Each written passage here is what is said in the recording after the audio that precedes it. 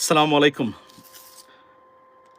Happy Ramadan ladies and gentleman. সবাইকে পবিত্র রমজানের শুভেচ্ছা।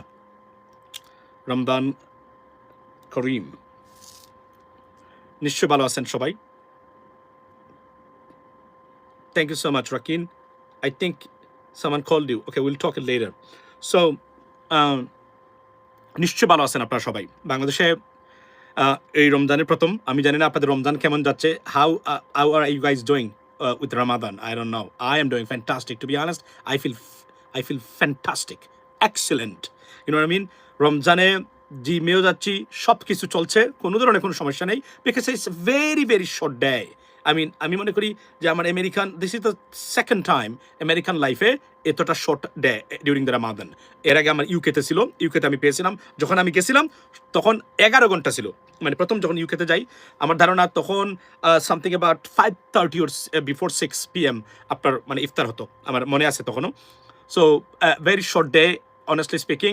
এবং এবং ইউনো এতে উইন্টার, সো ইউনো পানি তো লাগেও না কোনো কিছু। একদম আপনি যদি মানে ফজরের নামাজ পড়ে ঘুমান বা সেরি খেয়েও ঘুমান, তারপরে উঠার পরে আর কিছু সময় থাকে না। তো এখন লাইভ করবো, তারপরে ফারদিনকে নিয়ে চলে যাব আপনার কিসে, এই আপনার জাম্পিংয়ে 1 ঘন্টা করে চলে আসবো, তারপরে ইফতার, তার সেট। সো নিশ্চয়ই ভালো আছেন আপনারা সবাই। বাংলাদেশে চলছে অনেক ঘটনা, নতুন সরকার, আবারও নতুন প্রধানমন্ত্রীকে অভিনন্দন জানাই। এবং চলছে কাজ করব। ইতিমধ্যেই 2-1 জন মন্ত্রী অতিকথন এবং আননেসেসারি কথা বলে বিষিয়ে তুলেছেন সরকারকে মানুষের মনে। আমি জানি না মানে উনাদেরকে, এবং একটা জিনিস করলে এটা সেই বিএনপি যে বিএনপির প্রতিষ্ঠাতা, মানে যিনি শহীদ প্রেসিডেন্ট জিয়াউর রহমান, উনি অত্যন্ত কম কথা বলতেন। বেগম খালেদা জিয়া অত্যন্ত কম কথা বলতেন। বর্তমান প্রধানমন্ত্রী যিনি, উনিও কথাবার্তা বলেন না ওই অর্থে। তাহলে উনারা মন্ত্রীরা এই এত অতিকথন করে মানে সরকারকে বিষিয়ে তুলছেন কেন আমি জানি না, এটা কারণটা কি। এবং মানে আপনি জানেন যে আমাদের গণপূর্ত বা সড়ক মন্ত্রী উনি যে বক্তব্য দিয়েছেন, সেই বক্তব্যের পরে আমরা চাঁদা নিয়ে সেটার সমালোচনা হয়েছে এবং একটা ভয়ঙ্কর ব্যাপার। এবং এখানে উল্লেখযোগ্য, আমি বিএনপির যারা এমপি আছেন আপনারা সচেতন থাকতে হবে। মনে রাখবেন জামাতের এবং যে তাদের যে জুটে আছে, এই জুটের অলরেডি 79 জন এমপি যারা আছেন, তাদের আসনগুলাতে চাঁদাবাজি রীতিমতো বন্ধ হয়ে গেছে। হাসনাতের এখানে নাই, অলরেডি নাই। আপনার মাসুদ সাহেবের এখানেও নাই। তারপরে আপনার এই যে আরমান সাহেব, বেশর আরমান, উনার এখানেও বন্ধ হয়েছে। ঢাকা শহর কাউরান বাজারে চাঁদাবাজি বন্ধ হয়ে যাবে, গাবতলিতে চাঁদাবাজি বন্ধ হয়ে যাবে। ইতিহাস সৃষ্টি করতে যাচ্ছেন তারা। আপনারা কি করবেন? মুখ দেখাবেন কিভাবে? সচেতন হন। মানে যদিও কয়েকজন মন্ত্রী সরাসরি বলেছেন, মানে এটা আমি ছাত্রদলের তামিমকে ধন্যবাদ দিই। সে বলেছে যে কোন রূপে রিসিপ্ট নিয়ে নেওয়া এটা চাঁদাবাজি। সো মন্ত্রীর বক্তব্য সরকারের ভিতর থেকে আসছে, প্রতিবাদ আসছে। আমরা মনে করি যে আমরা আবার বলি, আমাদের এই সম্পূর্ণ আন্দোলন ছিল সুশাসনের জন্য। সুশাসন যদি না আসে, কোনো জিনিস কাজ করবে না এবং বাংলাদেশ আর কখনো এখান থেকে উঠতে পারবে না। এমপিদের উচিত হলো এরিয়া ভিত্তিক আপনার চাঁদাবাজ আপনার যারা করে তাদের লিস্ট রাখা। এবং এখানে একটা জিনিস বলে রাখি, দলের বাহিরে এই কাজ কেউ করে না, আমাদের সিলেটে অন্তত কেউ করে না। যারা করে এগুলা, আমাদের সচেতন হতে হবে আরো। আমি যদি এখন দেশে থাকতাম, আমি সারা আমার এরিয়াতে আমি এমপি খুঁজতাম না। আমি আমার নিজের মতো করে আমি আমার এই কাজটা মানে আমি আবার করতাম। আমি করা উচিত বলে আমি মনে করি, লেডিস এন্ড জেন্টলম্যান। সো এখানে একটা জিনিস বলে রাখি যে আজকে ইনকিলাব জিন্দাবাদ, এটা নিয়ে টুকু সাহেব এটা অযাচিত এবং আননেসেসারি বক্তব্য দিচ্ছেন উনি কেন। আমি মনে রাখবেন, এখানে একটা গভীর প্ল্যান, গভীর একটা পরিকল্পনা, ষড়যন্ত্রের অংশ। মনে রাখবেন, ইনকিলাব আর আজাদি শব্দটা আমি না বললেও ইনকিলাব জিন্দাবাদ এটা যদি কেউ বলে, আমি তো বলি না এইভাবে। আমাকে কখনো শুনেছেন? না, আমি তো বলি না। কিন্তু কেউ যদি বলে ইনকিলাব জিন্দাবাদ, নাথিং রং উইথ দ্যাট।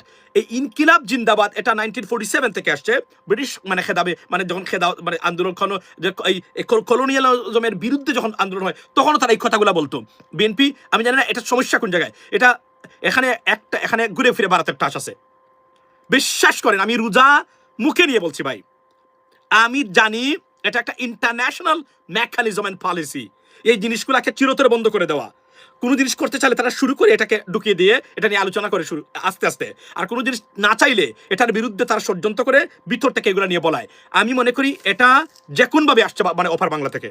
কেননা ইনকিলাব জিন্দাবাদ এই শব্দগুলা হচ্ছে ফেসিবাদী এবং আগ্রাসন যারা করে বাংলাদেশে, সেই আগ্রাসনকারী যারা, তাদের মানে জমদূত, তারা চায় না এই শব্দগুলো বাংলাদেশে থাকুক, কারণ এগুলো তাদের কলিজা কাঁপে। ইনকিলাব জিন্দাবাদ, আমি মনে করি আল্লাহু আকবার আপনারা যে বলেন, you should not say that. Why? Because মানে রাজনৈতিক বক্তব্যে। ওয়াই?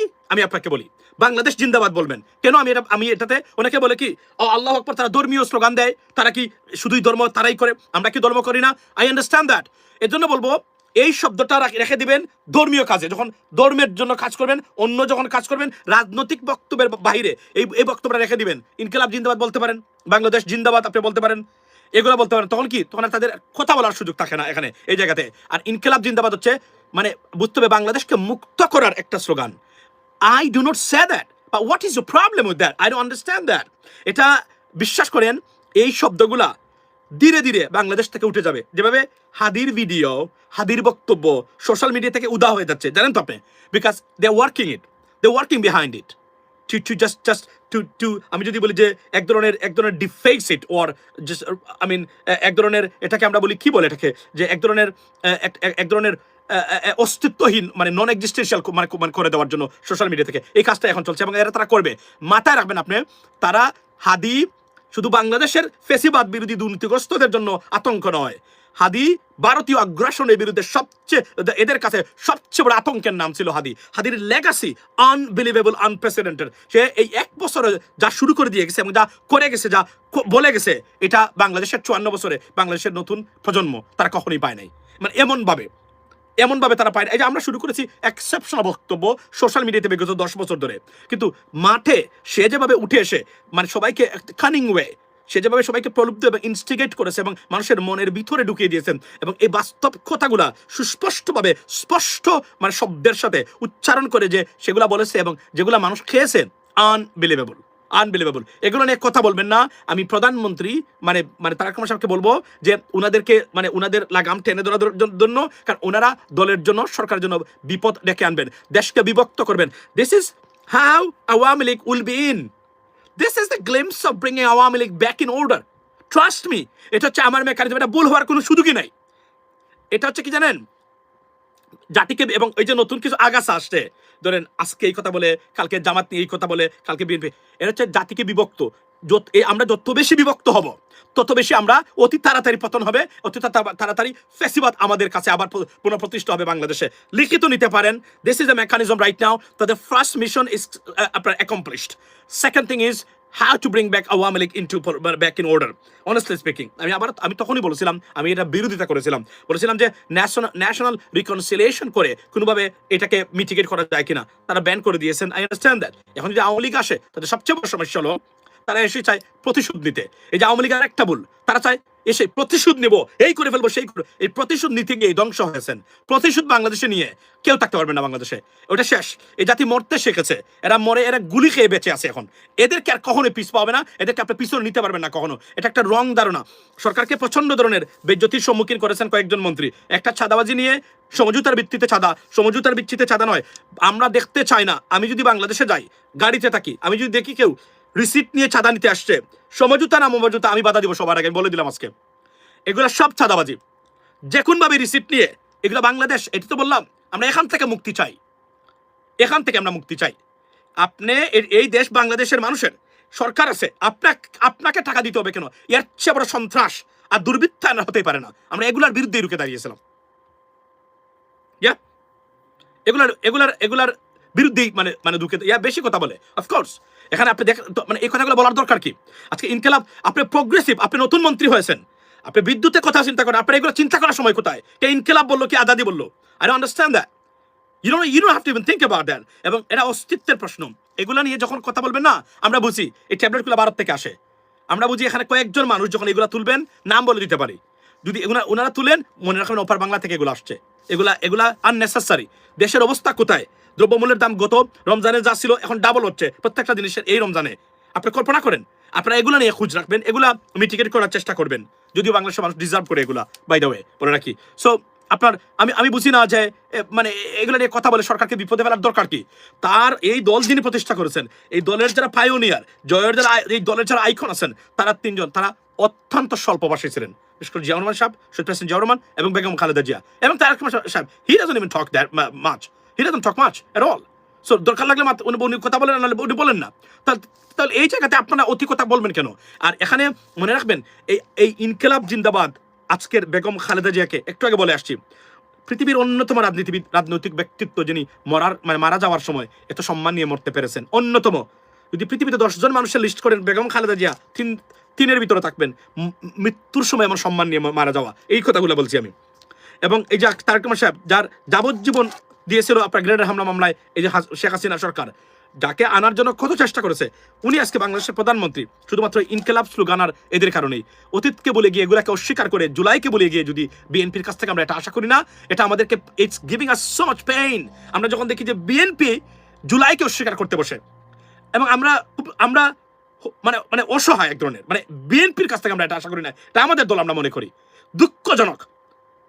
এবং আজকে যে এই যে এগুলা নিয়ে কথা হচ্ছে বারবার, এগুলা খুবই দুঃখজনক। এগুলা করে মানে আমার মনে হয় না খুব সুবিধা হবে এবং পার পাওয়া যাবে। এগুলা বিপদ ডেকে আনবে। আমি আবার বলছি, অলরেডি 2টা ঘটনায় আপনি গিয়ে দেখেন, সব জায়গায় একই সমালোচনা আলোচনা এখনই শুরু হয়েছে। সরকারের এক সপ্তাহ বয়স হয় নাই, এখনই গিয়ে দেখেন আপনি সোশ্যাল মিডিয়াতে সব জায়গায় হা দেন মানে সবাই।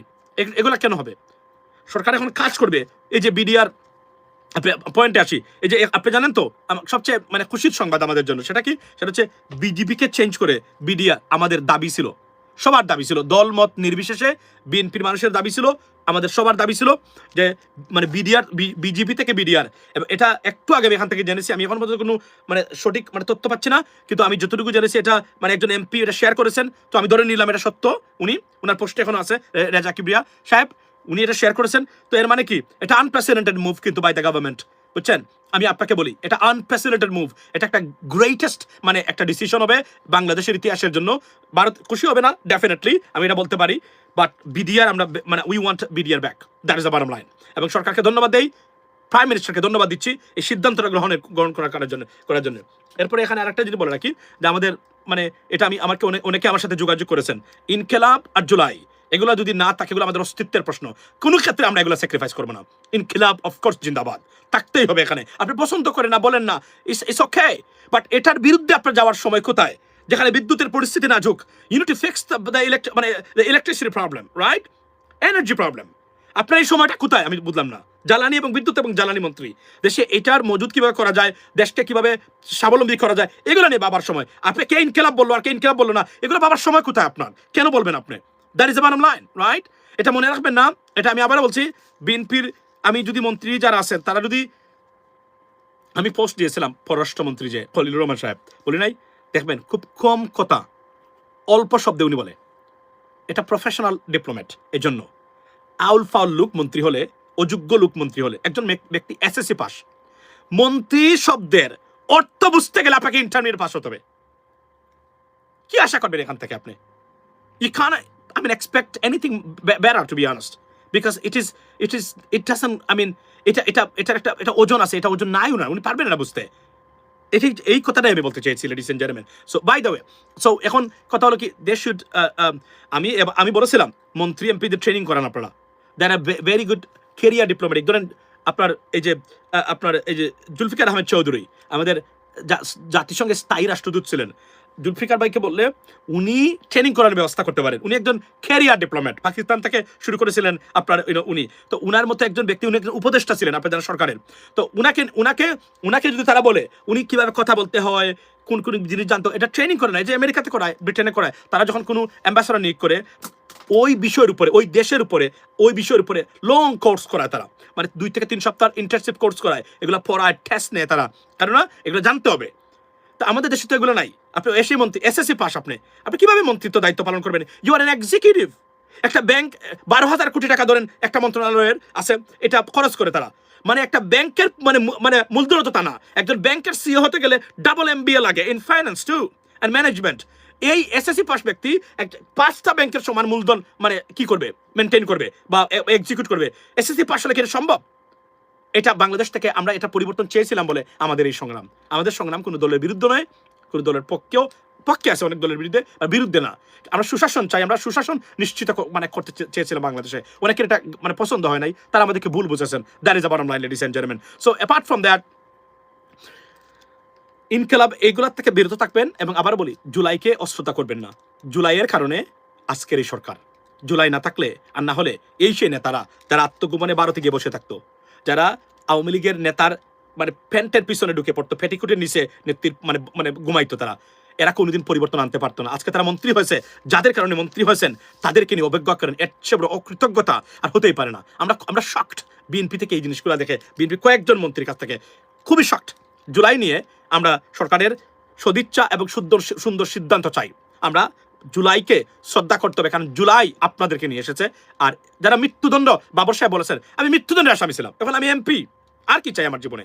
উনি মন্ত্রী হয়ে যেতে পারেন যে কোনো সময়, যদি ভারতের আপত্তি আছে। আমি কিছু মন্ত্রী বলেছিলাম যে আলতাফ হোসেন চৌধুরী স্বরাষ্ট্রমন্ত্রী এত সহজে পাবেন না উনি, কারণ তারা ভারত, তাদের আপত্তি এখানে এই জায়গাতে, বিকজ ভেরি ইম্পর্টেন্ট স্বরাষ্ট্র মন্ত্রণালয়ের সাথে কাজ করে ভারতে, তো তারা এটা চাইবেন। দেখেন আমি আমার কথাটা কতটা অ্যাকুরেট হয়েছে। আমি কিন্তু I had a doubt about, I was skeptical about it, that whether the government would do that, because এই মানে যে ধরেন এগুলো বিভিন্ন চ্যানেলে আমি বলেছি, তারা বলে দেয় তাদের যে সোর্স থাকে, যে গোপন লিঙ্ক মানে কানেকশন থাকে দলের ভিতরে বা সরকারের ভিতরে, তারা এদেরকে বলে দেয়, ইউ নো হোয়াট, আমরা will be very, we don't feel comfortable মানে to work with this gentleman or this because of that. তো তারা দেয়, কারণ আপনি রেসপেক্ট করলে করতে পারেন, না করলে করতে পারেন না, কিন্তু আমাদের সরকার তো তারা করে, এই জন্যই এই সমস্যা। সো লেডিস এন্ড জেন্টলম্যান, আমি সরকারকে বলবো যে এখান থেকে দূরে থাকুন, আর মানুষ সচেতন আছে, সজাগ আছে, পরিবর্তন কিন্তু করে ফেলবে। এই যে 1 বছরের ভিতরে পরিবর্তন আপনি দেখবেন।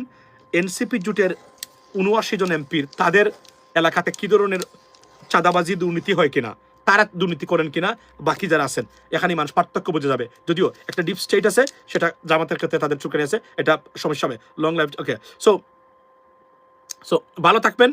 আমি এখানে রাখতে হচ্ছে আমাকে, because I have to get out right now with Fardeen and I'll come back before iftar. So আমার বক্তব্য এই জায়গাতে, ladies and gentlemen, I mean, stay together, you know, keep fighting for your rights, to be honest with you. Yeah, there are many things that you may be upset because you didn't want it, but it happened already and you may not like it, to be honest. So yeah, keep fighting. Change is inevitable, ladies and gentlemen. It has to come and it will come if we stay together and if we keep fighting for our rights. এবং আবার বলি যে প্রবাসীদেরকে নিয়ে কি করা যায়, প্রবাসীরাই এখন একমাত্র শেষ সম্বল। আলেমরা পচে গেছেন, গলে গেছেন, এদের দিয়ে আর বাংলাদেশে কোনো পরিবর্তন আমরা আশা করি না। এই দালালদেরকে আমরা বাদ দিয়েছি সব থেকে, আপনারা বাদ দিয়ে দিবেন।